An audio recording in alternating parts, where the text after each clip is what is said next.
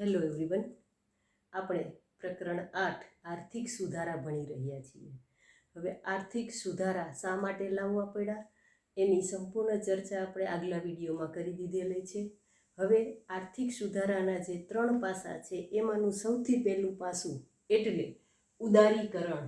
તો આજે આપણે ચર્ચા કરવાની છે ભારતમાં ઉદારીકરણ કઈ રીતે થયું, એની પ્રક્રિયા શું છે અને ઉદારીકરણ એટલે શું. સૌથી પહેલાં તો એનો અર્થ સમજવાનો છે, કારણ કે એ અર્થ સમજતા પહેલાં તમારે 1991 પહેલાંનું ભારતીય અર્થતંત્ર કેવું હતું એ ખ્યાલ રાખવો પડે કે સરકાર, રાજ્ય સરકારના એટલે કે દેશના જે સરકાર ચલાવે છે એના અંકુશો અને નિયંત્રણો ખૂબ વધુ પ્રમાણમાં હતા.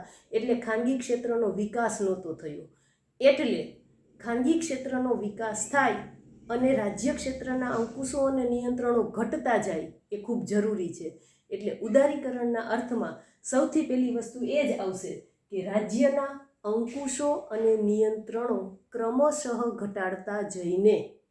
પહેલી વસ્તુ, એક ઝડપથી બધું થાય નહીં, કારણ કે કાયદાઓ બનેલા હોય અને કાયદાઓમાં પરિવર્તન કરવું પડે. એટલે ક્રમશઃ રાજ્યના અંકુશો, ઉદ્યોગો ઉપર જે અંકુશો અને નિયંત્રણો હતા ને એની વાત છે. એટલે રાજ્યના અંકુશો અને નિયંત્રણો ક્રમશઃ ઘટાડતા જઈને આર્થિક નિર્ણય બજાર તંત્ર દ્વારા લેવાય તેવી વ્યવસ્થા. હવે આર્થિક નિર્ણય શેના દ્વારા લેવાનું છે? બજાર તંત્ર દ્વારા. બજાર તંત્ર દ્વારા એટલે માંગ અને પુરવઠા દ્વારા. સરકારને એમાં ક્યાંય હસ્તક્ષેપ કરવાનો નથી. બાકી આર્થિક નિર્ણયમાં બધા જ બાબતમાં સરકાર હસ્તક્ષેપ કરતી હતી. એટલે જે કંઈ ભાવતાલ છે, બજારની પરિસ્થિતિ છે એને સ્વતંત્ર આપે, સરકાર પોતાના અંકુશમાંથી મુક્ત કરે.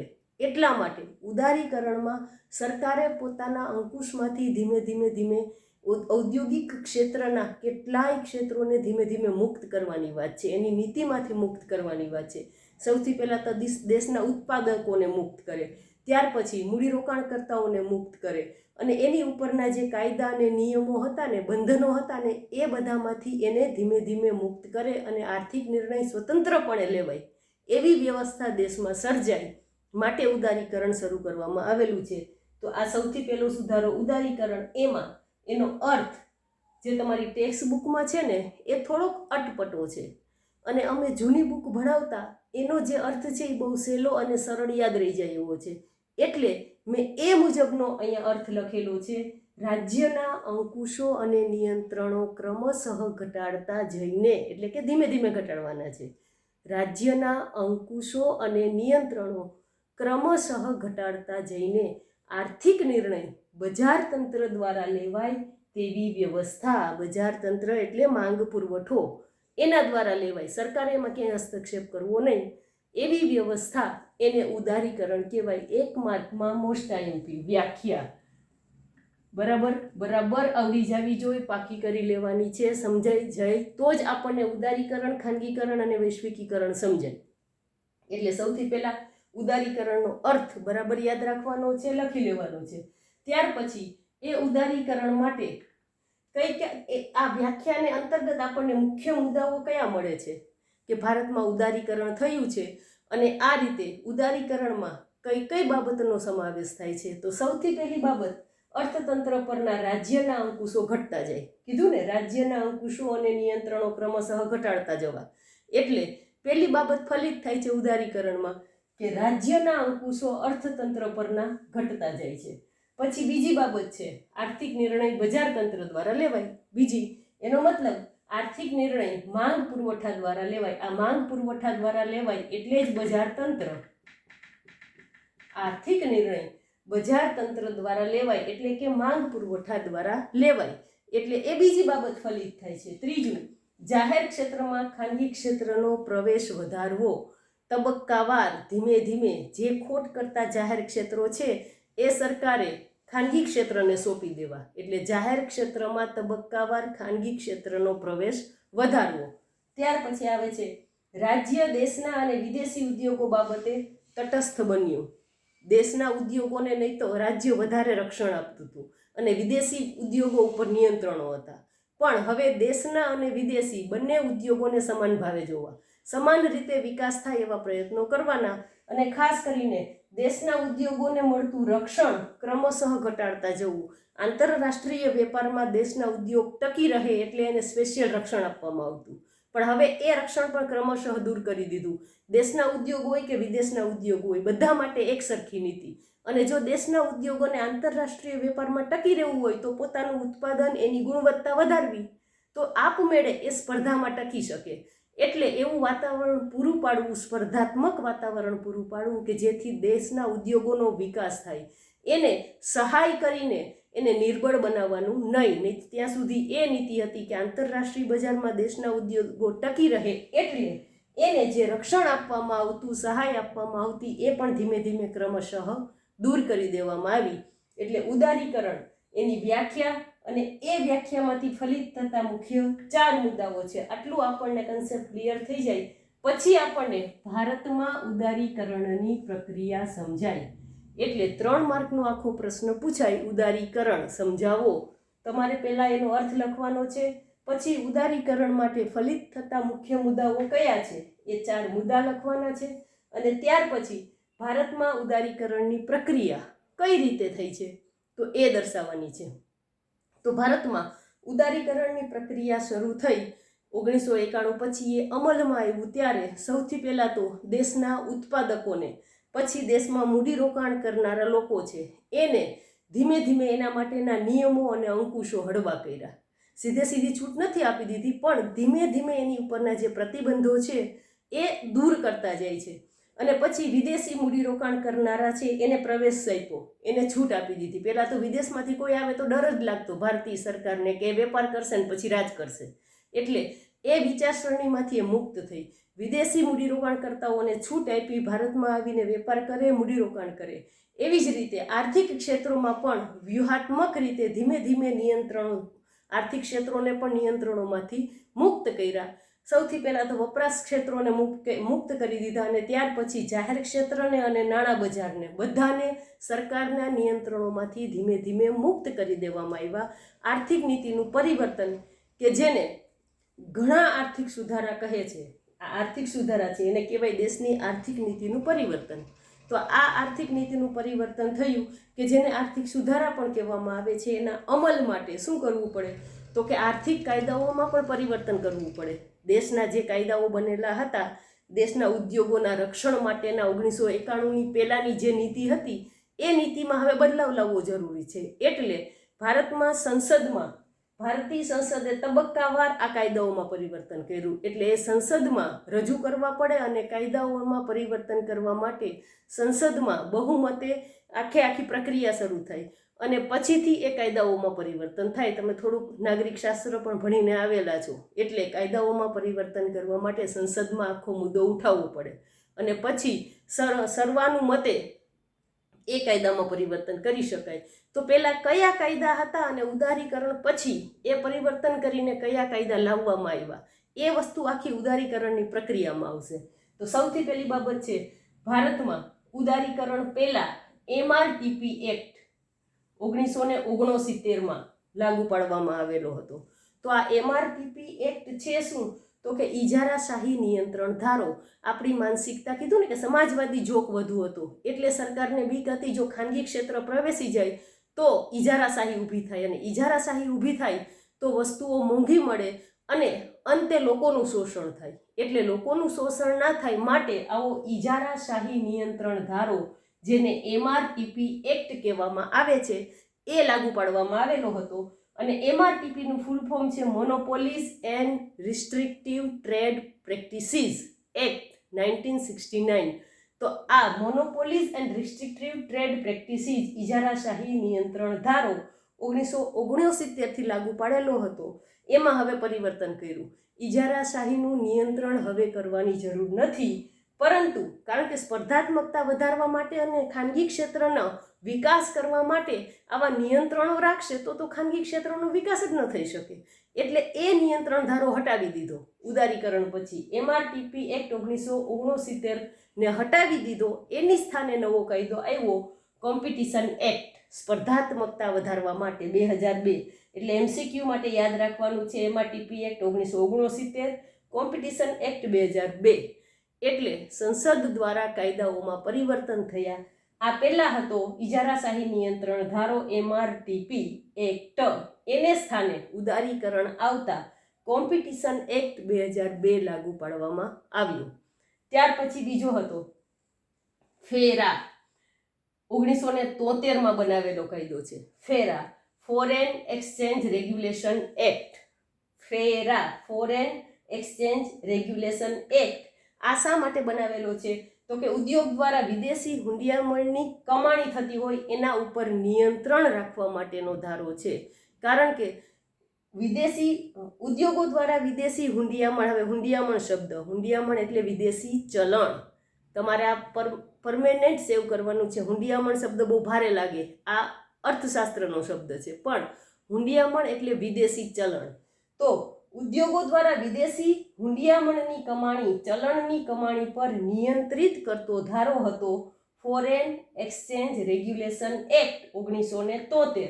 તો એની જગ્યાએ હવે નિયંત્રણો ક્રમશઃ દૂર જ કરતા જવાના છે. કોઈ પણ પ્રકારના પ્રતિબંધો અને નિયંત્રણોમાંથી અર્થતંત્રને મુક્ત કરવાનું છે. એટલે એની જગ્યાએ આ આર કાઢી નાખ્યો, આ રેગ્યુલેશન શબ્દ એમાંથી કાઢી નાખ્યો અને એની જગ્યાએ ફેમાં મેનેજમેન્ટ શબ્દ ઉમેર્યો. હવે એનો નિયંત્રણ નથી કરવું, માત્ર સંચાલન કરવાનું છે. દેશમાં કેટલું વિદેશી હુંડિયામણ આવે છે ને જાય છે, વિદેશી ચલણ આયાત નિકાસ કરવાથી વિદેશી ચલણમાં વધારો અને ઘટાડો થાય. આપણે નિકાસ કરીએ તો અમેરિકામાં કોઈ પણ વસ્તુ વેચીએ તો આપણને ડોલર મળે, તો એ વિદેશી હુંડિયામણ એટલે ડોલર આપણી પાસે જમા થયું. અને અમેરિકામાંથી કોઈ વસ્તુની આયાત કરીએ તો આપણે એને ચૂકવવા પડે છે, તો આપણી પાસેથી ડોલર જતા રહેશે. તો પછી એ વિદેશી હુંડિયામણ ઘટી ગયું. એટલે વિદેશી ચલણનું જે નિયંત્રણ ધારો હતો ને એની જગ્યાએ માત્ર મેનેજમેન્ટ કરવાનું છે, સંચાલન કરવાનું છે. એટલે ઉદ્યોગો દ્વારા વિદેશી હુંડિયામણ કમાણી પર નિયંત્રણ હતું, એ નિયંત્રણ શબ્દની જગ્યાએ આવશે સંચાલન, મેનેજમેન્ટ. સંચાલન કરતો ધારો 1999. એટલે ફેરાની જગ્યાએ ફેમાં. ટૂંકા પ્રશ્નોમાં પણ પૂછાય, MCQમાં પણ પૂછાય. એટલે એ રીતે બહુ યાદ રાખવાનું છે. ફેરાની જગ્યાએ ફેમાં. સંચાલન ધારો, નિયંત્રણ હતું એ શબ્દ, રેગ્યુલેશન શબ્દ નીકળી ગયું, મેનેજમેન્ટ શબ્દ આવી ગયો. ત્યાર પછી આવે છે ત્રીજો મુદ્દો, જાહેર ક્ષેત્ર માટેના આરક્ષિત ક્ષેત્રો 3 કરી નાખ્યા. પહેલા જાહેર ક્ષેત્ર માટેના આરક્ષિત જે ક્ષેત્રો 18 જેટલા હતા કે જેમાં ખાનગી ક્ષેત્ર પ્રવેશ કરી શકે જ નહીં. અને એવા 18 ક્ષેત્રોમાં સંદેશા વ્યવહાર, જે આપણે પોસ્ટ ઓફિસ કહીએ છીએ અને પોસ્ટ દ્વારા જ પત્રોની લેવડ દેવડ થતી હોય, આજે હવે સંદેશા વ્યવહાર છે એ પૂરેપૂરું સરકારી નથી. હવે કુરિયર સર્વિસો એટલી બધી ચાલુ થઈ ગઈ છે કે પહેલાં રાખડી પોસ્ટમાં જ જતી, હવે કુરિયરમાં જ મોકલીએ છીએ. તો જે સંદેશા વ્યવહાર છે એ કુલ 18 જેટલા ક્ષેત્રો આરક્ષિત હતા, એમાં ખાનગી ક્ષેત્ર પ્રવેશી જ ના શકે. એમાં હવે ખાનગી ક્ષેત્રનો પ્રવેશ મુક્ત કરી દીધો ઉદારીકરણ પછી. એટલે સંદેશા વ્યવહાર, વાહન વ્યવહાર, બેન્કિંગ.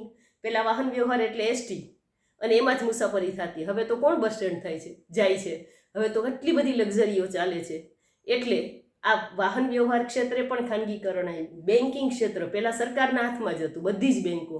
હવે કેટલી બધી બેન્કો જાહેર ક્ષેત્ર છે. શિક્ષણ ક્ષેત્ર, સાથે સાથે હોસ્પિટલ, દવાખાના, જો જાહેર ક્ષેત્રની સાથે સાથે ખાનગી ક્ષેત્રો પણ આપણને જોવા મળે છે. એટલે આવા બધા પહેલાં 18 જેટલા ઉદ્યોગો માત્ર જાહેર ક્ષેત્ર માટે હતા, પણ ધીમે ધીમે એમાં ઘટાડો કરતા જઈને માત્ર 3 જ રાખ્યા જાહેર ક્ષેત્રએ પોતાની પાસે. એ પણ કેવા છે? અતિ સંવેદનશીલ ક્ષેત્રો છે. કારણ કે આ 3માંનું એક તો સંરક્ષણ છે, દેશની રક્ષાની વાત છે, અને એમાં ખાનગીકરણ હાલે નહીં. તો કોઈને કોઈ ખાનગી વ્યક્તિ પોતાના પર્સનલ લાભ માટે દેશને નુકસાન પહોંચાડી શકે. એટલે સંરક્ષણ સરકારે પોતાની પાસે રાખ્યું, અણુ ઉર્જા સરકારે પોતાની પાસે રાખ્યું. કારણ કે અણુ ઉર્જા છે, પછી એરક્રાફ્ટ ને આ બધી વસ્તુઓની ખરીદી કરે છે. હમણાં તમે જુઓ છો કે વિદેશમાંથી એરક્રાફ્ટો ભારતે ખરીદાને અહીંયા આવ્યા. એટલે સંરક્ષણ, અણુ ઉર્જા, દેશની રક્ષણ માટેના એરક્રાફ્ટો, આ બધી વસ્તુઓ માટે સરકારે 3 બાબતો જ માત્ર સરકારે પોતાને હસ્તક રાખ્યા આરક્ષિત, જેમાં ખાનગીકરણ ના થાય. બાકી તમામ વસ્તુઓનું ખાનગીકરણ કરી દીધું. રેલવે પણ સંપૂર્ણ સરકારી હતી. પણ હવે ગયા વર્ષથી ધીમે ધીમે એમાં પણ ખાનગીકરણની પ્રક્રિયા શરૂ થઈ ગઈ છે. નહીં તો તમે આજ સુધી જોયું હશે કે રેલવે સરકારી જ છે અને એમાં જેમ બસની જેમ પ્રાઇવેટ બસો દોડે છે એમ રેલવે પ્રાઇવેટ દોડતી નહોતી, પણ હવે એમાં પણ ખાનગીકરણની શરૂઆત થઈ ગઈ છે. અને એની સાથે સાથે નાના પાયાના ક્ષેત્રો માટે મૂડીરોકાણની મર્યાદા વધારી. પહેલાં નાના પાયાના ક્ષેત્રોનો વિકાસ થાય ને બહુ મોટા થઈ જાય તો વળી ઇજારો આવી જાય, સરકારને બીક હતી એટલે ઇજારાશાહી નિયંત્રણ ધારા હેઠળ નાના પાયાના ઉદ્યોગોનો વિકાસ નહોતો થતો. હવે નાના પાયાના ઉદ્યોગોના મૂડીરોકાણની મર્યાદા પણ વધારી દીધી, એને પણ સ્વતંત્રપણે વિકાસ કરવાની છૂટ આપી. જો જૂની નીતિ મુજબ હાલતા હોત ને તો આજે જે પ્રાઇવેટ કેટલી કંપનીઓએ વિકાસ કર્યો છે એમાં ખાસ કરીને રિલાયન્સ, એ પછી રિલાયન્સ હોય, ટાટા હોય, બિરલા હોય, આ બધી જ કે જે ખાનગી કંપનીઓ છે અને એને કેવડો મોટો વિકાસ કર્યો છે તો એવો વિકાસ થઈ શક્યો હોત નહીં. એટલે નાના પાયાના ક્ષેત્રો માટેનું મૂડીરોકાણની મર્યાદા પણ વધારી. ત્યાર પછી વિદેશી મૂડીરોકાણ માટે આપમેળે પરવાનાની જોગવાઈ. પહેલાં તો વિદેશી કંપનીઓને મૂડીરોકાણ પર જ પ્રતિબંધો હતા, પણ હવે વિદેશી મૂડીરોકાણ માટે જે પરવાનાની પદ્ધતિ હતી ને, આપણે જે એમાં પરવાના મેળવવા એટલે કે એની પાસેથી સરકાર પાસેથી મંજૂરી મેળવવી, એ એટલી બધી અઘરી પ્રોસેસ હતી કે લોકો એ પ્રોસેસથી થાકી જતા, એટલે આવા વિદેશ વ્યવહારો કરવાનું ટાળતા. પણ હવે વિદેશી મૂડીરોકાણ માટે આપમેળે પરવાના, તમારે કોઈ પણ પ્રકારનું મૂડીરોકાણ કરવું છે, તમે અમુક કાગળો પરવાના માટેની એ બધી વસ્તુઓ તૈયાર કરો અને સરકારને જાણ કરો, એટલે આપમેળે પરવાના કે અમે અહીંયા આ કરવા માગીએ છીએ. ત્યાર પછી સબસિડી ખર્ચમાં ઘટાડો એટલે કે રાજકોષીય નીતિમાં પરિવર્તન. સબસિડી જુદી જુદી બાબતોમાં, આપણે જે ગેસનો બાટલો વાપરીએ છીએ એમાં પણ સરકાર સબસિડી આપે છે ને, મૂળભૂત કિંમતે ચૂકવીએ અને પછી આપણા ખાતામાં જમા થાય છે. આવી તો કેટલી બધી બાબતોમાં સરકાર સબસિડી આપતી હોય છે. તો આ સબસિડી ખર્ચમાં ઘટાડો કરાયો એટલે કે રાજકોષીય નીતિમાં પણ ઘણા બધા ફેરફારો થયા. ત્યાર પછી વ્યાપાર નીતિ, એમાં આયાત નિકાસ પરવાના નીતિ હળવી કરાઈ. એની ઉપર પણ બહુ ભારે, આયાત ઉપર તો બહુ મોટી ડ્યુટી હતી, જેથી કરીને ઓછામાં ઓછી આયાત થાય. તો આ આયાત નિકાસ પરના પરવાના લેવાની, મંજૂરી લેવાની નીતિ પણ હળવી કરાઈ, નિયંત્રણોમાંથી મુક્ત કરાઈ. અને ત્યાર પછી હુંડિયામણનો દર વધુ મુક્ત બનાવાયો. હુંડિયામણનો દર, જો આ શબ્દ બરાબર યાદ રાખજો. મેં પહેલી વસ્તુ કીધું, હુંડિયામણ એટલે વિદેશી ચલણ, અને હુંડિયામણનો દર એટલે જે દરે એક દેશના ચલણનું બીજા દેશના ચલણમાં રૂપાંતર થાય તેને હુંડિયામણનો દર કહેવાય. બરાબર યાદ રાખજો. જેમ કે $1 બરાબર કેટલા રૂપિયા? 72 રૂપિયા, 73 રૂપિયા, 75 રૂપિયા. $1 બરાબર રૂપિયાનું મૂલ્ય છે તો એનો હુંડિયામણનો દર છે. એક કોઈ પણ દેશના ચલણમાં બીજા દેશનું રૂપાંતર કરવાનું છે, એટલે જે દરે એક દેશના ચલણનું બીજા દેશના ચલણમાં રૂપાંતર થાય એને હુંડિયામણનો દર કહેવાય. પહેલાં ભારતમાં આ હુંડિયામણનો દર નિયંત્રિત હતો. સરકાર ઈચ્છે એટલી જ વસ્તુની આયાત કરવા દે છે, એટલા માટે વિદેશી ચલણ આપણી પાસે નિશ્ચિત જથ્થામાં રહીએ એટલા માટે. પણ ધીમે ધીમે એને પણ મુક્ત કરી દેવામાં આવ્યો અને હવે હુંડિયામણનો દર માંગ અને પુરવઠા દ્વારા નક્કી થાય છે. એટલે રોજ સવારે ઉઠીને ડોલર અને રૂપિયાની કિંમતમાં નાના મોટા ફેરફારો થયા જ કરે. 0.2 પૈસા, 0.3 પૈસા, 0.25 પૈસા, રૂપિયો સસ્તો થયો ને ડોલર મોંઘો થયો ને આવી બધી વસ્તુઓને આવા બધા હેડલાઇન તમે જોતા હશો. હવે એ હુંડિયામણનો દર એક દેશના ચલણનું બીજા દેશમાં રૂપાંતર સ્વતંત્રપણે થાય છે અને એ બંને દેશના ચલણના માંગ અને પુરવઠા દ્વારા કરવામાં આવે છે. એટલે આવા બધા જ પ્રતિબંધો ધીમે ધીમે દૂર કરી દીધા, હળવા કરી દીધા. અહીંયા આખું આપણું ઉદારીકરણ પૂરું થાય છે. પહેલા એનો અર્થ બરાબર લખવાનો છે, 1 માર્કમાં પૂછાય છે, એટલે એ રીતે યાદ રાખવાનો. પછી એના મુખ્ય મુદ્દા અને ભારતમાં ઉદારીકરણની આખી પ્રક્રિયા, એમાંથી ટૂંકા પ્રશ્નો, MRTP એક્ટ, ફૂલ ફોર્મ, એ એક્ટ શું છે, ઇજારાશાહી નિયંત્રણ ધારો છે, એની જગ્યાએ કયો એક્ટ આવ્યો, પછી ફેરા, એનું ફૂલ ફોર્મ, ફેરાની સ્થાને ફેમા, આવા નાના નાના પ્રશ્નો પણ આમાંથી યાદ રાખવાના છે. બરાબર ઉદારીકરણ આ જ રીતે નોટમાં લખી લેજો. હવે પછી આપણે ખાનગીકરણ માટે મળીશું. નમસ્તે.